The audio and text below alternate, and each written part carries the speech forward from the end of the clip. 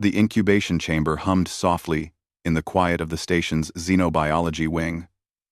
Hana Kim pressed her face closer to the glass, watching the small creatures inside with careful eyes. She had been working at Orbital Station Kepler 7 for only 3 weeks. But already, she knew something was very wrong with how these babies were being treated. Inside the warm chamber, 10 small reptilian creatures moved around on wobbly legs. Most of them had beautiful scales that shimmered green and blue under the lights. They chirped and played together, climbing over smooth rocks and chasing each other's tails. But 3 of them sat alone in the corner. These 3 were different. Their scales were pure white, like fresh snow. Their eyes glowed red like tiny rubies, and nobody wanted them. Hana watched as the white hatchlings huddled together, away from their colorful siblings. When one of the green hatchlings came near, the white ones hissed and snapped their small jaws. The green one ran away quickly. The white babies pulled closer to each other, their small bodies shaking. Dr. Velrix entered the room behind her. He was a tall Vrelian, one of the same species as the hatchlings. His own scales gleamed like emeralds in the station lights. He made a disgusted sound when he saw what Hana was looking at. "Still watching those defects?" he asked coldly. "You waste your time, human." Hana turned to face him. "They're just babies. They're scared." "They are mistakes, Doctor," Velrix said firmly. "In Vrelian culture, albinos bring shame to the entire nest. They are weak. They are wrong. The council has decided to dispose of them tomorrow." Hana felt her stomach twist. "Dispose? You mean kill them?" "We prefer the term humane termination," Dr. Velrix replied, checking his datapad without looking at the hatchlings. "We offered them to other species. The Thexians said they were too aggressive. The Korthans said they looked sickly. The Elmiri simply said no. No one wants them, Miss Kim. This is the kindest option." After Dr. Velrix left, Hana stayed by the glass. She watched the 3 white hatchlings for a long time. They were small, maybe the size of her hand. Their white scales looked soft and delicate. When they moved, she could see how thin they were compared to their siblings. But she also saw something else. She saw the way they protected each other. She saw intelligence in those red eyes. She saw fear and hurt and anger all mixed together.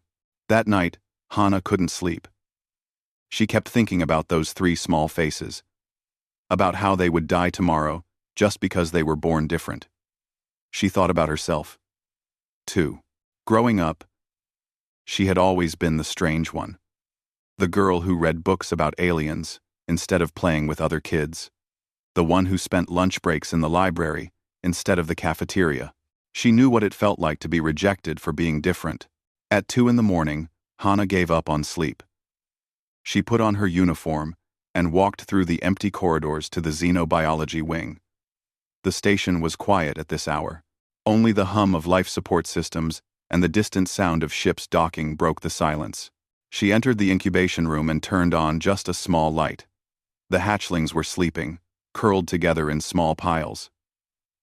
The colorful ones slept in one big group. The white ones slept in their corner, separate from the others. Hana pulled a chair close to the glass and sat down.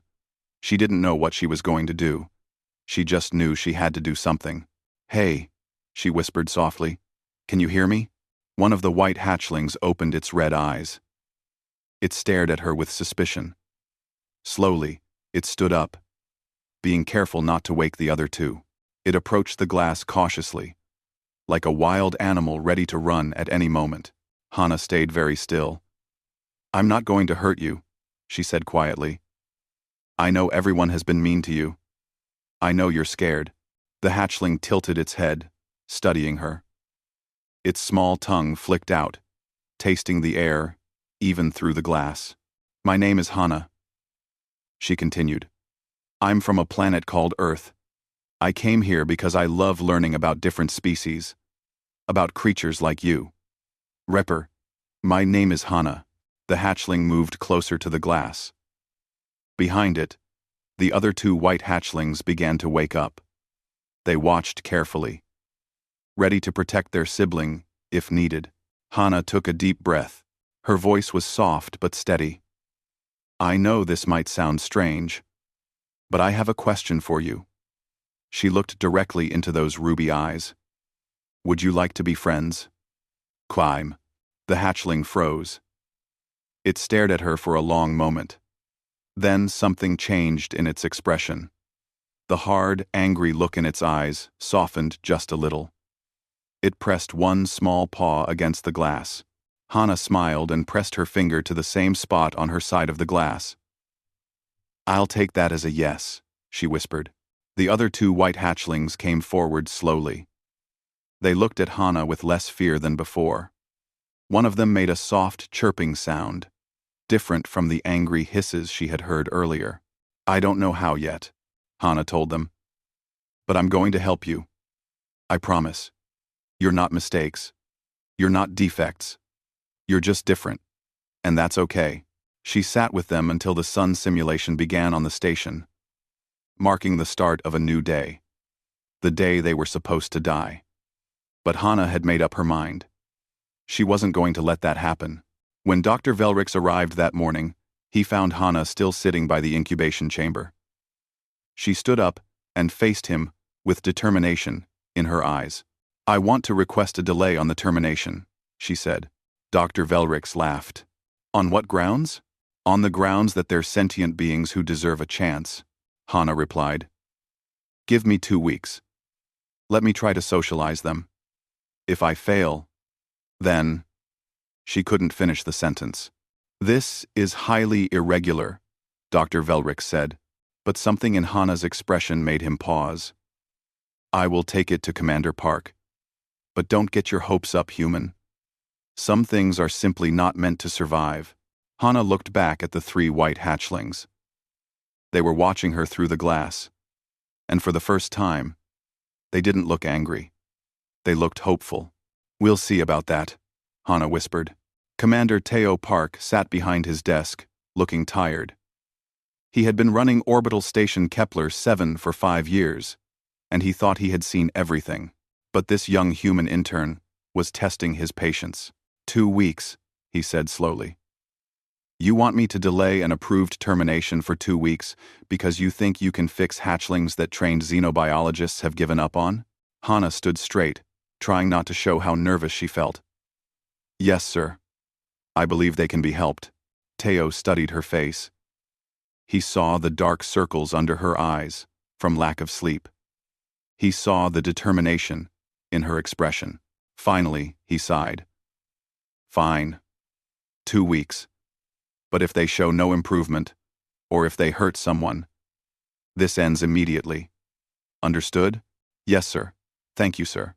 As Hana left his office, Teo muttered to himself, I hope you know what you're doing, kid. The first thing Hana did was move into the room next to the incubation chamber. She wanted to be close to the hatchlings, at all times. The second thing she did was start reading everything she could find about Vrelian biology and behavior. She learned that Vrelian hatchlings needed physical contact to develop properly. They needed to play and explore. They needed to feel safe. The white hatchlings had received none of these things. They had been isolated, rejected, and treated like objects instead of living beings. Hana started slowly. She would sit by their chamber for hours, just talking to them. She told them about Earth, about her family, about why she loved studying aliens. At first, the hatchlings just watched her with suspicious eyes. But gradually, they started to relax. On the 3rd day, Hana received permission to enter the chamber. Dr. Velrix thought she was crazy, but he didn't stop her. The colorful hatchlings were moved to another chamber, leaving just the 3 white ones. When Hana stepped inside, the hatchlings immediately backed into their corner. They hissed and showed their tiny teeth. Hana sat down on the floor, making herself small and non-threatening. It's okay, she said softly. I'm not going to grab you or force you to do anything. I'm just going to sit here. No, she sat for 2 hours. The hatchlings slowly stopped hissing. One of them, the bravest one, started to creep closer. It sniffed the air around her, Trying to understand what she was, Hana slowly reached into her pocket and pulled out something she had brought from the cafeteria. It was a strawberry, red and sweet-smelling. She placed it on the floor between them and slid it gently toward the hatchling. The creature looked at the strawberry, then at Hana, then back at the strawberry.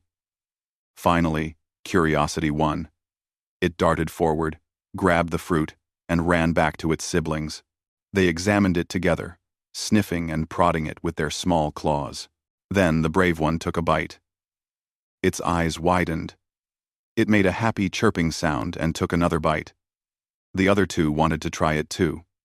Soon all three were eating the strawberry, making pleased sounds. Hana smiled. So you like earth food? Good to know.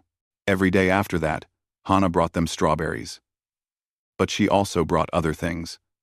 Soft blankets, smooth stones to climb on, puzzles designed for young aliens to play with. She was building trust, piece by piece. By the end of the first week, the brave hatchling would eat from her hand. Hana decided to give them names. The brave one, who always approached first, she called Hanul, which meant sky in Korean. The curious one who loved exploring everything, she called Bom, which meant spring. The quiet one who watched everything carefully, she called Dal, which meant moon. Hanul was the first to climb onto her lap. Bom was the first to fall asleep on her shoulder. Dal was the last to trust. But when he finally pressed his small head against her palm, Hana felt tears in her eyes. But there was a problem. The hatchlings only trusted Hana. When anyone else came near, they became aggressive again. Dr. Velrix tried to interact with them once, and nearly got bitten. This was bad news because Hana had to prove they could be socialized with others, not just her. On day 9, something happened that made everything worse. High Matron Celis arrived at the station. She was an important Vrelian leader, tall and imposing with scales that gleamed like polished jade. She had heard about the albino hatchlings still being alive and was not happy. This is an outrage, she declared in Dr. Velrix's office. Hana had been called in to explain herself. These defective creatures should have been removed immediately. You are disrespecting our culture by keeping them alive. With respect, matron, Hana said, trying to keep her voice steady. They're not defective. They're just different. You know nothing of Vrelian ways, human, Celis snapped. Albinism is a curse.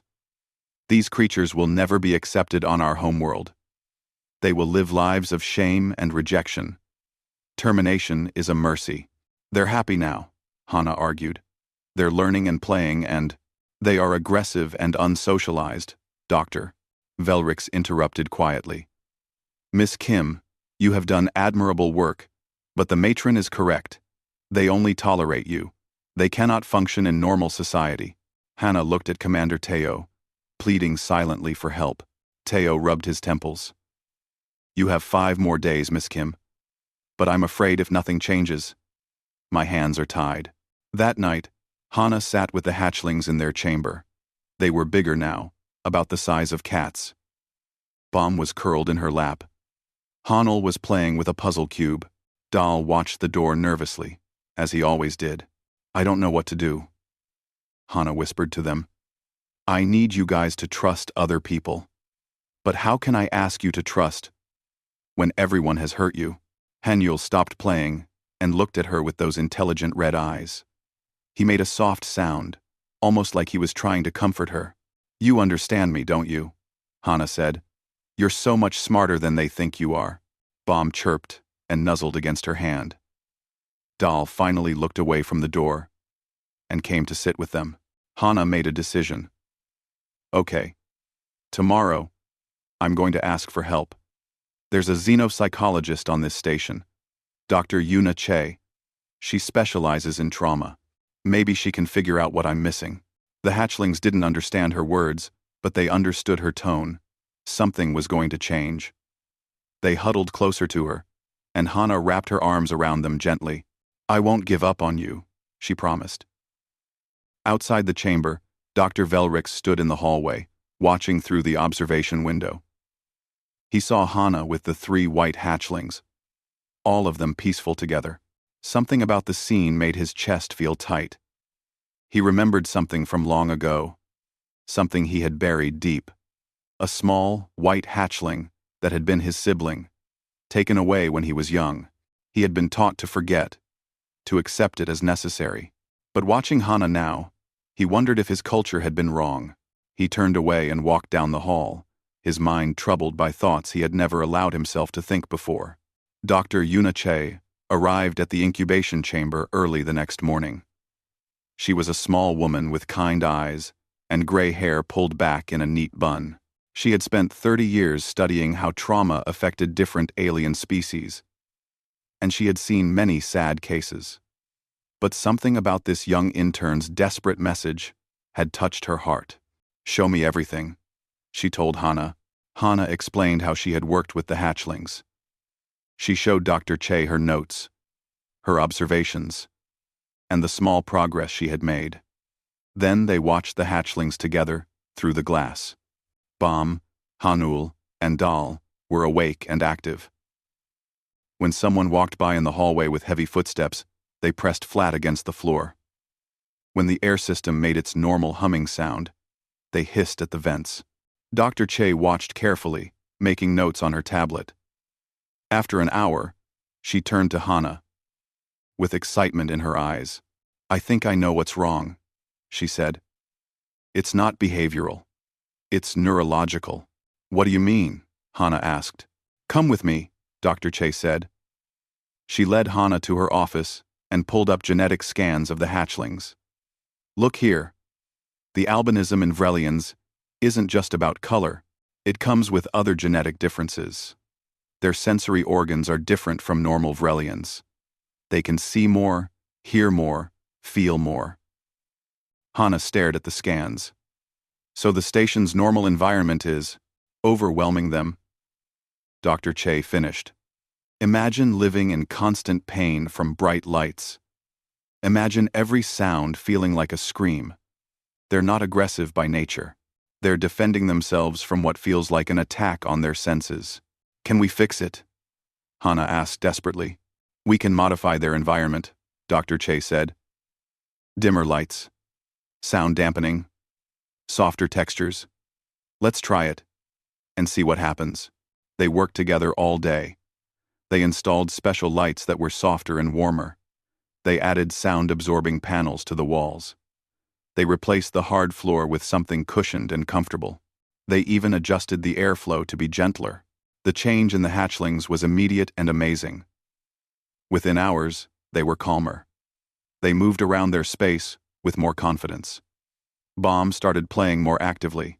Hanul's hisses became curious chirps. Dal actually relaxed for the first time since hatching. "This is incredible," Dr. Velric said when he came to observe. "I've never seen such a transformation." Word spread quickly through the station. Scientists from other departments came to see the fixed hatchlings. News reports started calling Hana the human who could speak to rejected aliens. But Hana didn't care about fame. She just cared that Bam, Hanul, and Dal were finally comfortable. On day 12, something wonderful happened. A man named Jiho Ren came to visit. He was tall and muscular, working in station security. But he wasn't fully human or fully Korthan. He was both, a hybrid who had never quite fit in with either species. "I heard about what you're doing," he told Hana. "They don't trust many people," Hana warned. "They might get aggressive." "I understand," Jiho said quietly. "I was rejected by both my parents' species for being mixed. I know what it feels like to not belong anywhere." When Jiho entered the chamber, the hatchlings immediately tensed. Hanul hissed. Bam retreated to the corner. But Dal, the quiet one who watched everything, tilted his head and studied Jiho carefully. Jiho sat down slowly, making himself small like Hana had taught herself to do. "Hey there," he said softly. "I'm not here to hurt you. I just wanted to say that I understand. I know what it's like when everyone thinks you're wrong, just for being born." Dal approached first, moving carefully.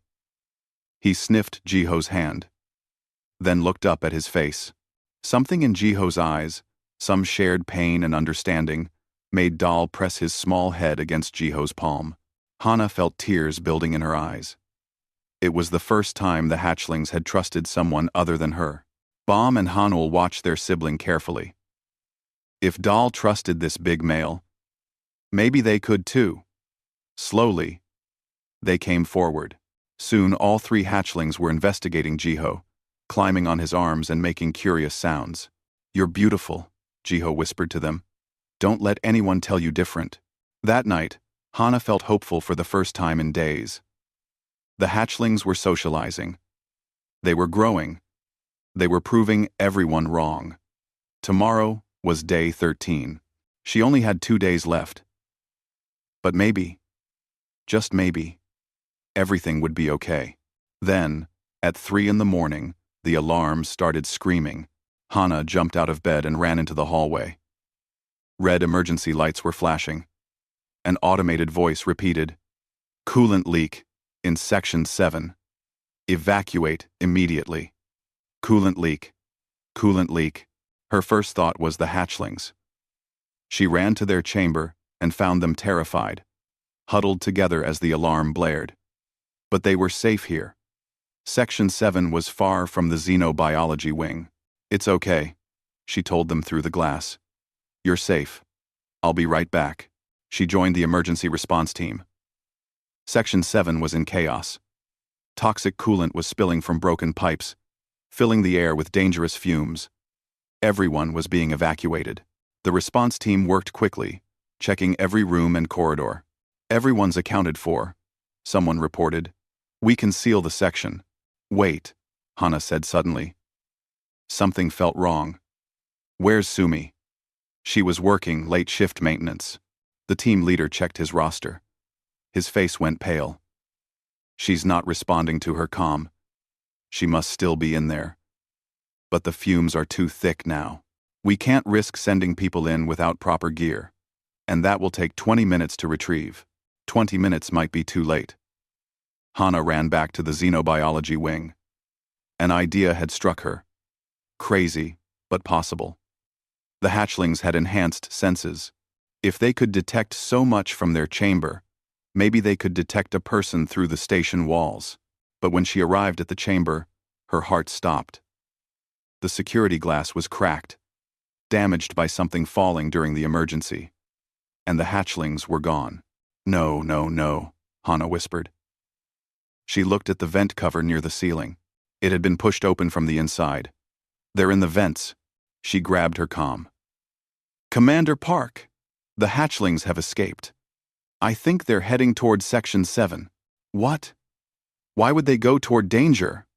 Teo's voice crackled back. "Because I think they can sense someone trapped there," Hana said. "I'm going after them." She ran through the corridors, following her instincts. The station's ventilation system was like a maze, but she knew where the hatchlings would go if they were tracking a person. She grabbed an emergency breathing mask from a wall station and headed toward Section 7. The coolant fumes were thick here, making it hard to see. But then she heard it. A soft chirping sound, urgent and insistent. She followed the sound to a small maintenance room. There, she found them. Bom, Hanyul, and Dal were clustered around an unconscious woman in a maintenance uniform. It was Sumi, collapsed on the floor.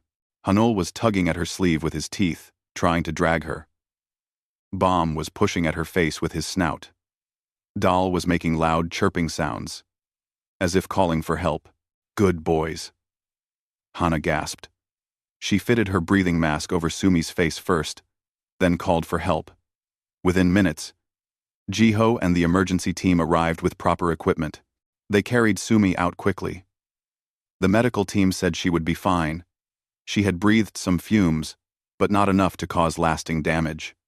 But the story of how she was found spread through the station, like fire. The 3 albino hatchlings, the defective creatures that were supposed to be terminated, had used their enhanced senses to detect a person in danger through walls and floors. They had escaped and risked themselves to try to save her. By morning, Every screen on the station showed the security footage of the small, white hatchlings trying to rescue Sumi. The footage spread across the galactic network. Suddenly, everyone wanted to know about the albino Vrelians and the human intern who had believed in them, but Hana only cared about one thing. She sat in the now-repaired chamber, with Bomb, Hanel, and Dal curled around her. "You're not just different," she whispered to them. "You're special." The rescue footage played on every news channel across the galaxy. Humans everywhere felt proud that one of their own had shown such compassion. The 3 white hatchlings became instant celebrities.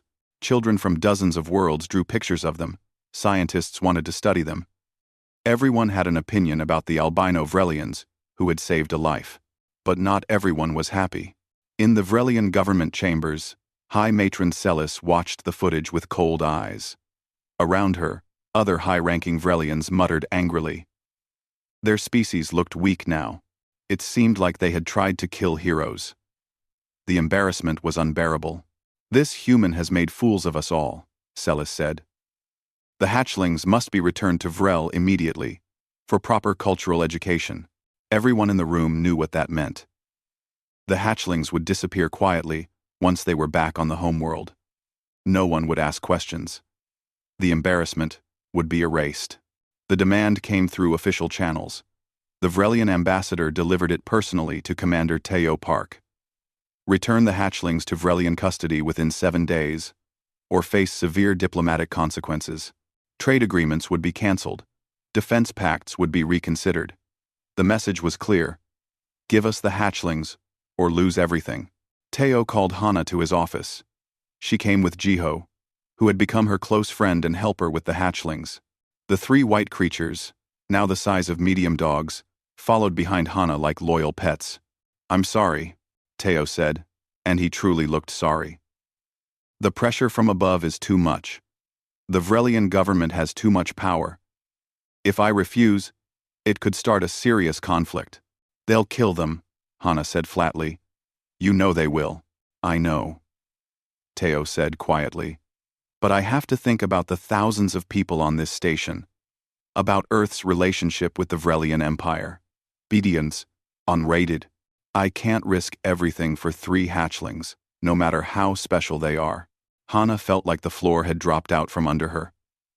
After everything, after proving that Bomb, Hanul, and Dal were intelligent and good and worthy of life, they were still going to die, just because they were born different. Jiho put a hand on her shoulder. "There has to be another way." "If there is, I haven't found it," Teo said. He looked old and tired. "I'll delay as long as I can, maybe a week, but start preparing to say goodbye." Hana left the office in a daze. The hatchlings sensed her distress. They pressed close to her legs, making worried sounds. She knelt down and hugged all 3 of them. "I won't let them take you," she whispered. "I don't know how, but I'll find a way." That evening, a message arrived on Hana's private terminal. It was encrypted and routed through multiple relays to hide its origin. When she opened it, a Vrelian face appeared on the screen. He was older, with scales that had dulled slightly with age. "Miss Kim, my name is Minister Inho. Please do not try to trace this message. What I am about to tell you could cost me my position, possibly my life." Hana leaned closer to the screen. "I am part of a reform movement within Vrelian society," Inho continued. "We have been trying to change our culture's treatment of albinos and other genetic variations for many years. But we are a small group, and tradition is powerful." He paused, then continued. 500 years ago, albino Vrelians were not shamed. They were revered. They served as spiritual leaders, as advisors, as scholars. Their enhanced senses were seen as gifts from the gods. But a political shift occurred. A new dynasty took power and declared albinism a curse. Since then, we have killed thousands of hatchlings who were born different. Hana's hands shook. "Why are you telling me this?" "Because I can provide proof," Inho said. "Ancient texts, genetic studies, historical records. evidence that our current treatment of albinos is based on politics, not biology, not truth. If this information reaches the Galactic Council, it could change everything. But it needs to come at the right moment, in the right way. The Council, Hana said slowly. They have power over cultural disputes, don't they? If a case is brought before them, yes, Inho said. But it must be a strong case. And you must act quickly. High Matron Celis will not wait long. The transmission ended. Hana sat in the dark, thinking hard. The hatchlings were asleep nearby, piled together in their bed. They trusted her completely. They had no idea their lives hung by a thread. The next morning, she went to Dr. Velrix's office. He had been avoiding her since the rescue, seeming troubled. When she entered, he looked up with guilt in his eyes. "I know why you're here," he said before she could speak. "I will testify that the termination order was wrong. I will face the consequences." Hana blinked in surprise. "Why?" Dr. Velrix was quiet for a long moment.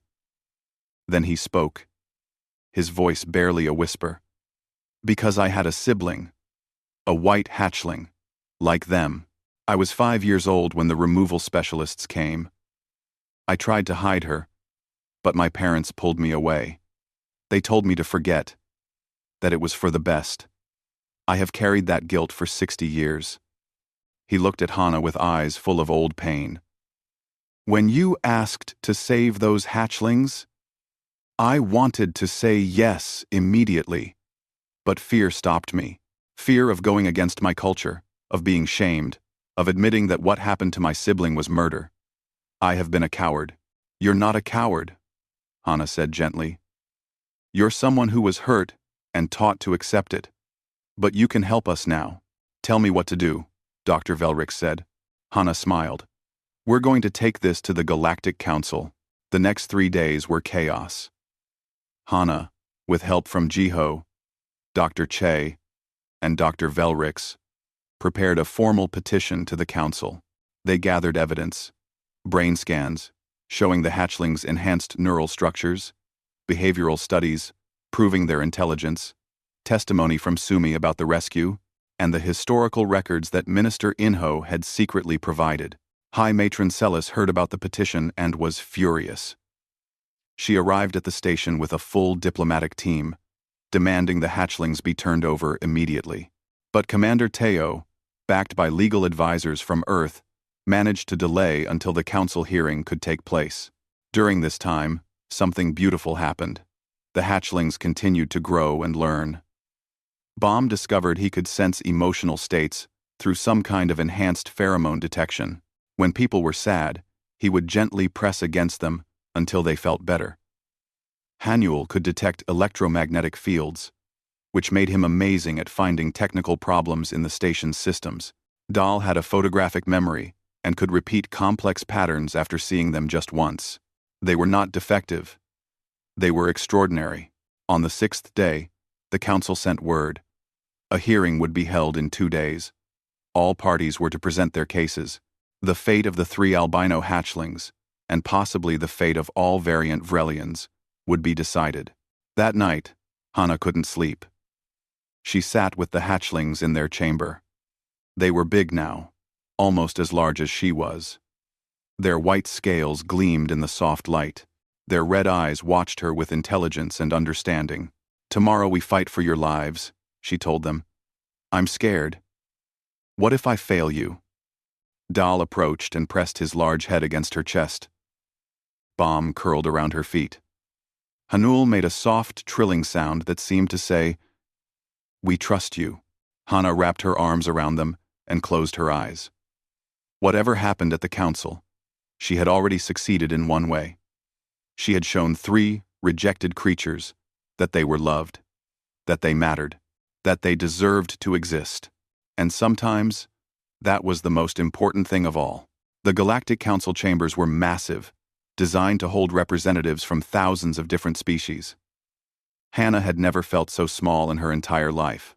She stood in the center of the great amphitheater, with beings of every imaginable shape and size looking down at her from tiered seats that rose up like a mountain. Beside her stood Dr. Velrix, Dr. Che, Jiho, and Commander Teo. They were her support, but she was the one who had to speak. The hatchlings had been left in a secure waiting area, which made her nervous. She wanted them close. Third, High Matron Celis stood on the opposite side of the chamber floor with her own delegation. She looked confident and powerful in her formal robes. Behind her stood rows of Vrelian officials, all with gleaming green and blue scales. The council arbiter, a being made of living crystal that sparkled with inner light, spoke in a voice that resonated through the chamber. This hearing concerns the disposition of 3 albino Vrelian hatchlings currently in custody at orbital station Kepler 7. The Vrelian government demands their return for cultural processing. A human intern requests they be granted individual sentient rights. Both sides will present arguments. High Matron Celis spoke first. Her voice was smooth and practiced. Honored Council, this is a matter of cultural sovereignty. For 500 years, Vrelian society has maintained specific genetic standards for the health and strength of our species. Albinism carries with it severe disabilities that make affected individuals unable to function in our society. Allowing these hatchlings to live gives false hope to a genetic line that should be naturally selected against. Furthermore, the human who has taken these hatchlings has done so with no understanding of our culture or traditions. She is interfering in internal Vrelian matters. Celis presented genetic charts, cultural documents, and testimony from Vrelian scientists, who all stated that albino hatchlings were inferior and could not survive in proper Vrelian society. It was a powerful presentation, well rehearsed and backed by centuries of tradition. When it was Hana's turn to speak, her hands shook. She was just a 19-year-old intern. What did she know compared to these powerful beings? But then she thought of Baum's curious eyes, Haniul's brave heart, Dal's quiet intelligence. Honored Council, everything High Matron Celis said is based on fear and old prejudice, not fact. Yes, albino Vrelians are different. But different doesn't mean less. It means unique. She brought up the brain scans on the chamber's display screens. These scans show that albino Vrelians have enhanced sensory processing. They can detect things normal Vrelians cannot. When given the right environment, they are not disabled. They are extraordinary. She showed the footage of the rescue. The council watched as 3 small white hatchlings risked themselves to save an unconscious worker. There were murmurs throughout the chamber. The Vrelian government calls them defective, Hana continued, her voice growing stronger. But these hatchlings detected a person in danger through walls and toxic fumes. They escaped a secure chamber not out of fear, but out of a desire to help. They showed more courage and compassion than most fully grown beings I've met. She presented Dr. Che's psychological analysis, showing how the hatchling's aggression was a trauma response from mistreatment, not an inherent flaw. She presented testimony from Sumi, the woman who had been saved. She presented Dr. Velrix's confession about his own sibling. But then Celis spoke again. These are emotional arguments, not legal ones. The hatchlings are Vrelian. They fall under Vrelian law. What happens to them is our decision, not the council's. The crystal arbiter seemed ready to agree. Cultural sovereignty was a powerful legal principle. But then, something happened that no one expected. The doors to the chamber opened. 3 figures walked in, moving with grace despite their size. Baum, Hanul, and Dal had been brought by Minister Inho, who had arrived as an independent Vrelian representative.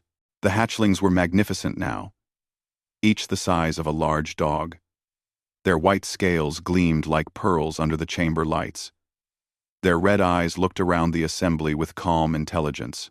They walked directly to the center of the floor and stopped in front of the Vrelian delegation. High Matron Celis stared at them with disgust and shock. Remove these creatures immediately. But then Hanul did something that made the entire chamber gasp. He performed a traditional Vrelian courtship bow. a complex movement that involved specific positioning of the head, tail, and front legs. It was something only taught to young Vrelians who had completed their cultural education. It was a gesture of deep respect. Baum and Dal followed, each performing the bow perfectly. The Vrelian delegation was stunned into silence. These were not wild animals. These were educated, cultured individuals who knew and understood Vrelian traditions. Minister Inho stepped forward. Honored Council, I represent a reform movement within Vrelian society. I come bearing historical evidence that albinism was once revered in our culture, not feared. He presented the ancient texts, the genetic studies, the proof that the current treatment of albinos was based on political decisions made 500 years ago, not biological necessity. These hatchlings have learned our culture through station databases, Inho continued. They have chosen to embrace their heritage, while also living beyond its restrictions. They are not rejecting Vrelian identity. They are expanding it. The Arbiter studied the hatchlings carefully. Can they speak? Hana had been working on this with them. Vrelian vocal structures were complex, but the hatchlings had been practicing. Hanel stepped forward and spoke in careful, accented Vrelian. We are Vrelian. We are also ourselves. We want to live. The words were simple, but they echoed through the chamber. A hatchling, speaking on its own behalf, demanding its own right to exist. The council deliberated for 2 hours. Hana sat with the hatchlings during this time, holding them close. They seemed calm, as if they understood that their fate was being decided but trusted that it would be okay. Finally, the Arbiter returned. This council has reached a decision. While we respect cultural sovereignty, we also recognize that sentient beings have fundamental rights that transcend cultural boundaries. The evidence presented shows that these hatchlings are intelligent, capable, and have demonstrated heroic behavior. They have also shown respect for their cultural heritage while living beyond its most restrictive elements. The Arbiter's crystalline form seemed to glow brighter. Therefore, we grant these 3 individuals legal recognition as emancipated sentient beings. They have the right to choose their own path. The Vrelian government may not force their return, though they may offer cultural education and support if the individuals choose to accept it. High Matron Celis looked furious, but there was nothing she could do. The council had spoken.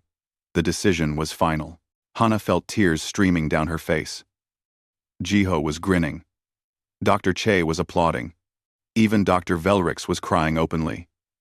They had won, but the victory was bigger than just 3 hatchlings. The council's decision set a precedent. Other species would now have to reconsider how they treated genetic variations. Parents who had been told their children were defective might now have hope. The ripples would spread far and wide. 6 months later, Hana stood in the newly opened sanctuary for uncommon species. It occupied an entire wing of the station now, with specialized environments for different beings who had been rejected by their societies. She was the director. Still young, but now experienced. Dr. Velrix was her second in command, seeking redemption through helping others. Baum, Hanyul, and Dal were fully grown now. Beautiful and powerful. They had chosen to stay on the station, helping with new arrivals. They had also been in contact with Minister Inho, learning about Vrelian history and culture on their own terms. They were proud of their heritage but no longer bound by its cruelest traditions. Today, new eggs had arrived from the Elmiri system. 3 hatchlings, with unusual markings that their species considered cursed. The Elmiri government wanted them disposed of quietly. Hana sat by the incubation chamber as the eggs began to crack. 3 small beings emerged, looking around with frightened eyes. They saw Hana first, then saw Baum, Hanul, and Dal, standing behind her. The sight of other, different creatures seemed to calm them slightly. Hana smiled and spoke softly. The same words she had spoken, what felt like a lifetime ago. Would any of you like to be friends? One of the small creatures approached cautiously. Behind Hana, Dal made an encouraging trill. The small being reached out one tiny limb and touched Hana's finger. And so it began again. Another set of lives saved. Another chance to prove that difference wasn't a flaw, but a gift. The sanctuary doors remained open, a beacon of hope in a galaxy that was slowly learning an important truth. Everyone deserved a chance to be loved. Everyone deserved a friend who would fight for them. Everyone deserved to exist, exactly as they were. In the quiet of the nursery, surrounded by rescued souls and the family she had built from rejected pieces, Hana felt more at home than she ever had on Earth. Sometimes the best families weren't the ones you were born into. Sometimes they were the ones you chose, and who chose you back. Bomb settled beside her with a contented sound. Hanul rested his head on her shoulder. Dal watched the new hatchlings with protective eyes. They were different. They were extraordinary. They were home.